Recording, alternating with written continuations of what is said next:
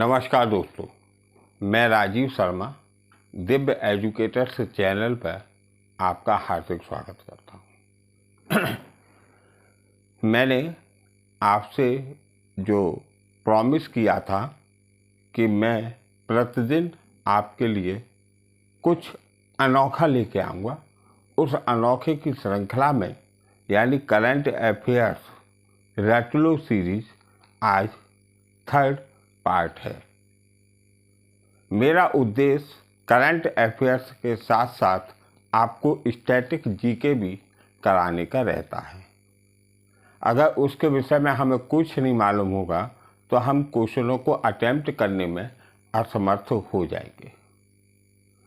इसलिए आज का जो हमने टॉपिक रखा है, और एक टॉपिक को हमारी विशेषता ये रहेगी कि एक टॉपिक को उसी दिन पूरा निवृत्त करें। आज का हमारा ये टॉपिक है कि रिजर्व बैंक ऑफ इंडिया ने भारत के अंदर नए नोटों का जो मुद्रण किया है, उस मुद्रण पर प्रश्न तमाम बार पूछे जाते हैं कि कौन से नोट पर किसकी का चित्र अंकित है या किसका चित्र मुद्रित किया गया है। इसके अंतर्गत 10, 20, 10 रुपये, 20 रुपये, 50 रुपये, 100 रुपये, 500 रुपये और 2000 रुपये की जो श्रृंखला रिजर्व बैंक ऑफ इंडिया ने हम लोगों के लिए जारी की है, उसके तहत उस पर उसने क्या मुद्रण रखा है, उसको आज हम आपको स्टैटिक जीके का प्रयोग करके करंट अफेयर्स को सॉल्व करने का कार्य कराऊंगा। सबसे पहले हम देखेंगे 10 रुपये का नोट। 10 रुपये के नोट पर सूर्य मंदिर कोणार्क की तस्वीर है, और कल मैं आपको बता चुका था कि सूर्य मंदिर कोणार्क उड़ीसा में है, और उड़ीसा को पहले राष्ट्रगान में भी उत्कल शब्द से इंगित किया गया है। कोणार्क का अगर मैं शाब्दिक अर्थ कहूँ या कोणार्क का मैं संधि विच्छेद करूँ तो कोण धन अर्क इसका संधि विच्छेद होगा, और कोण का मतलब होता है किनारा, एंगल, और अर्क का मतलब होता है सूर्य, यानी सूर्य के किनारे का इसमें वर्णन है। अब उसके बाद में 10 रुपये का नोट आ गया, उसके बाद में मैं 20 रुपये का नोट देखूंगा। इस नोट पर कर्नाटक के हम्पी में स्थित रथ चित्र को तथा अंडमान निकोबार का राष्ट्रीय उद्यान माउंट हैरियर मुद्रित है। कोणार्क का जो रथ मंदिर है उसका चित्र, और हमारा जो बे ऑफ बंगाल में नीचे यहाँ पर हिमालय उतरता है, हमने आपको बताया था, वो असल में हिमालय का उतरता हुआ भाग है जो म्यांमार से होकर नीचे उतर रहा है, अंडमान निकोबार द्वीप तक गया है। वहाँ पर एक प्रसिद्ध राष्ट्रीय उद्यान है। अंडमान निकोबार आपके संज्ञान में होगा कि केंद्र शासित प्रदेश है, और अंडमान निकोबार पर जब ये उतरा तो वहाँ पर अंडमान निकोबार में माउंट हैरियर उद्यान राष्ट्रीय नेशनल पार्क है। उस राष्ट्रीय उद्यान माउंट हैरियर का चित्र इस 20 रुपये के नोट पर इंगित है। तीसरा आता है हमारा 20 रुपये के नोट के बाद में 50 रुपये का नोट। 50 रुपये के नोट पर आरबीआई ने हम्पी के मंदिर के चित्र को छापा है। हम्पी का मंदिर जो बनवाया था विजयनगर साम्राज्य के एक यशस्वी शासक थे कृष्णदेव राय ने हम्पी के मंदिर को 16वीं सदी में अपने आदेश से बनवाया था। बाबर ने भी, फिर मैं कह रहा हूँ कि बाबर ने भी अपनी आत्मकथा तुझके बाबरी या बाबरनामा में लिखा है कि हिंदुओं का शासक बहुत योग्य शासक कृष्णदेवराय को उल्लेखित किया है। अब विजयनगर साम्राज्य की स्थापना कैसे हुई? विजयनगर साम्राज्य की स्थापना दो भाई थे, हरिहर और बुक्का। हरिहर बुक्का नामक दो भाइयों ने की थी। 1334 ईस्वी में की थी और 14वीं सदी में इन्होंने विजयनगर साम्राज्य की राजधानी हम्पी को बसाया था। अब प्रश्न ये भी पूछ सकता है कि हम्पी या विजयनगर साम्राज्य किस नदी के तट पर है? तो हम्पी जो है तुंगभद्रा नदी के किनारे अवस्थित है। हम्पी का मंदिर पत्थर का मंदिर बना है, वास्तुकला का एक सुंदर व अद्भुत नमूना है। हाँ, पत्थर का ये ध्यान रहे कि पत्थर के मंदिर भारत में 3 जगह मिलती है, यह उन्हीं में से एक है। मैंने लिखा भी है कि भारत में हम्पी का मंदिर पत्थर पर निर्मित 3 प्रसिद्ध रथों में से एक है। पहला ये हो गया। दूसरा कोणार्क का मंदिर उड़ीसा का है। तीसरा महाबलीपुरम का मंदिर जो कि तमिलनाडु में है, यह है। यानी सबसे पहला हम्पी का मंदिर एक पे, द्वितीय नंबर पे कोणार्क का सूर्य मंदिर, तीसरे नंबर पे महाबलीपुरम का मंदिर तमिलनाडु में।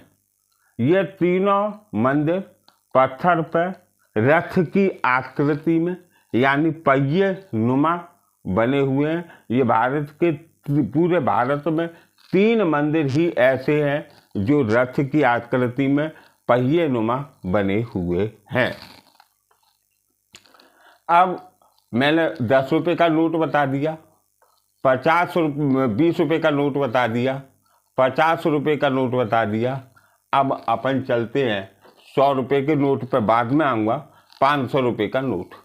500 रुपये के नोट पर रिजर्व बैंक ऑफ इंडिया ने लाल किला जो नई दिल्ली में अवस्थित है उसके चित्र को अंकित किया है। 2000 रुपये के नोट पर रिजर्व बैंक ऑफ इंडिया ने जो हमारा मंगलयान सफल हुआ था उसके चित्र को अंकित किया है। अब अपन देखेंगे कि 100 रुपये के नोट पर भारत सरकार ने यानी रिजर्व बैंक ऑफ इंडिया ने क्या इंगित किया है। तो 100 रुपये का नोट ये क्या है, गहरे बैंगनी रंग में इसे मुद्रित किया है। इस पर रानी का बाव जो कि गुजरात में है वो अंकित किया है। अब प्रश्न उठता है कि रानी का बाव है क्या? स्टैटिक जी को उसको भी जान लीजिए। राजा भीमदेव फर्स्ट की पत्नी रानी उदयमती ने 11वीं सदी के उत्तरार्ध में इसे रानी का बाव बनवाया था क्योंकि रानी जरूरतमंद लोगों को पानी मुहैया कराकर पुण्य कमाना चाहती थी। कितनी बड़ी बात है। हम लोग पहले से ही पानी की कीमत, पानी के मूल्य सबको जानते हैं। इसलिए किसी लेखक ने कहा भी है, बिन पानी सब सून। हमने जीवात्मता को बचपन से, और हम ही ने नहीं, हमारे पूर्वजों ने भी नदियों को जीवात्मता का एक नमूनार्थ माना था। इसलिए हम सभी लोग नदियों के किनारे, नदियों के नाम के आगे माँ शब्द का प्रयोग करते हैं। हम लोग कहते हैं बोल गंगा मैया की जय, हम लोग कहते हैं बोल जमुना मैया की जय, हम लोग कहते हैं बोल गोदावरी मैया की जय, हम लोग कहते हैं बोलो कृष्णा मैया की जय। ठीक है। तो इस तरीके से नदियों को भारतीय वेदों में भी जीवात्मा के रूप में इंगित किया है। और इसलिए राजा भीमदेव की पत्नी जिनका नाम रानी उदयमती था, इन्होंने 11वीं सदी के उत्तरार्ध में इस रानी का बाव बनवाया था क्योंकि रानी जरूरतमंद लोगों को पानी मुहैया कराकर पुण्य कमाना चाहती थी। ये बाव असल में 64 मीटर लंबा था, 20 मीटर ये बाब चौड़ा था और गहराई इसकी 27 मीटर थी। दोबारा बोल रहा हूं, 64 मीटर लंबा यह बाब, 20 मीटर चौड़ा और 27 मीटर गहरा यह बाब था। यह बाब असल में 7 मंजिला इमारत में बना हुआ है। इसमें मारू गुर्जर स्थापत्य शैली का सुंदर नमूना है। यह बाव जो है मारू गुर्जर स्थापत्य शैली का सुंदर नमूना है। सीढ़ियों के किनारे भी इधर साइड दीवारों पर चित्र उत्कीर्ण हैं और बीच में इसमें एक कुआं भी दिया गया है। कुएं से उतरने के लिए सीढ़ियां भी मुहैया कराई गई हैं। ये एक उस समय एक उत्कृष्ट कला शैली का एक नमूनार्थ था और इसमें राजा भीमदेव की पत्नी रानी उदयमती ने 10 विष्णु जी के अवतार को की मूर्तियों को भी यहाँ पर उत्कीर्ण कराया है। इनमें विष्णु जी के अवतार में जैसे 10वां अवतार विष्णु जी का कल्कि महाराज के रूप में होगा। कल्कि, नरसिम्हा, वामन, राम, कृष्ण, वाराही, मत्स्य, कच्छप, परशुराम, ये विष्णु जी के 10 अवतार हैं। इसके अलावा इस बाव में माँ दुर्गा, माँ लक्ष्मी, माँ पार्वती, मेरे गुरुदेव गणेश जी, ब्रह्मा जी, कुबेर जी, वैभव जी और सूर्य देवता व अन्य देवी देवताओं की कलाकृतियाँ हैं। कंबोडिया में आपको मालूम होगा कि कंबोडिया में अंकोर वाट का मंदिर है और विष्णु जी के वो विष्णु जी का मंदिर कहलाता है। जब विष्णु जी की बात आई तो मैंने कंबोडिया का जिक्र करना उचित समझा।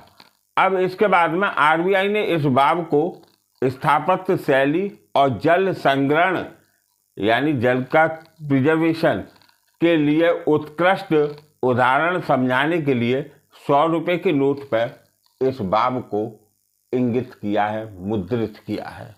रानी का बाब गुजरात के पाटन जिले में स्थित है और इसे 2014 में यूनेस्को द्वारा विश्व विरासत में शामिल किया गया था और यूनेस्को के अनुसार रानी का बाव सरस्वती नदी से जुड़ा था।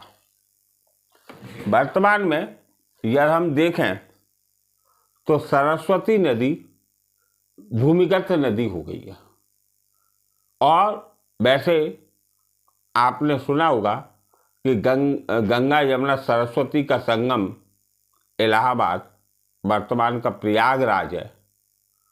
प्रयाग यानी इसका अगर हम 1574 ईस्वी में प्रयागराज का नाम अकबर ने बदलकर इलाहाबाद कर दिया था।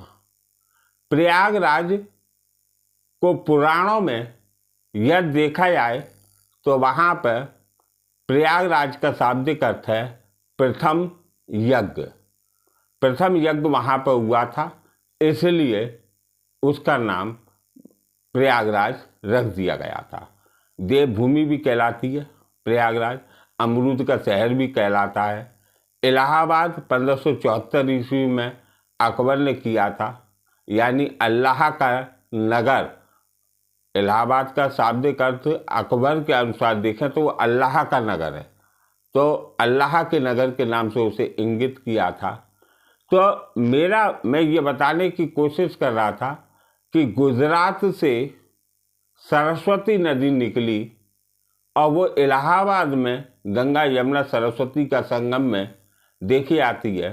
जब मैं इलाहाबाद गया तो बीच में जब वहाँ पर मैं नाव के द्वारा गया था तो बीच का पानी थोड़ा सा मटमैला टाइप का था, तो लोगों ने मुझे ये बताया कि चूँकि ये नदी भूमिगत हो गई है, इसलिए यहाँ का पानी थोड़ा सा डार्क कलर लिए हुए है, और लूनी नदी भी भूमिगत हो चुकी है। इस तरीके से यदि रानी का बाव को हम देखें तो वहाँ पर जल का यानी पानी का प्रिजर्वेशन, जल का संग्रहण का एक उत्कृष्ट नमूनार्थ था वो, और वहाँ पर सरस्वती नदी का पानी लाया गया था। इस तरह आज मैंने आपके लिए ये वीडियो में जो रिजर्व बैंक ऑफ इंडिया ने अपने नवीन मुद्रा को जो जारी किया था, उस पर किस किस का उत्कीर्णन है, इसके विषय में मैंने आपको पूरा का पूरा बताने का प्रयास किया। मुझे उम्मीद है कि आपको ये वीडियो आपके ज्ञान संवर्धन के लिए काफ़ी ज़्यादा लाभदायक सिद्ध होगा, और कल मैं आपके लिए अन्य कोई टॉपिक लेकर आऊँगा, उसके विषय में बताऊँगा। आपका प्यार इसी तरीके से मेरे से जुड़ा रहे, और इसको देखने के बाद लाइक कीजिए, सब्सक्राइब कीजिए, शेयर कीजिए, कमेंट कीजिए, और आपका कमेंट मेरा ऊर्जा का प्रमुख स्रोत होता है। कल तक के लिए जय हिंद।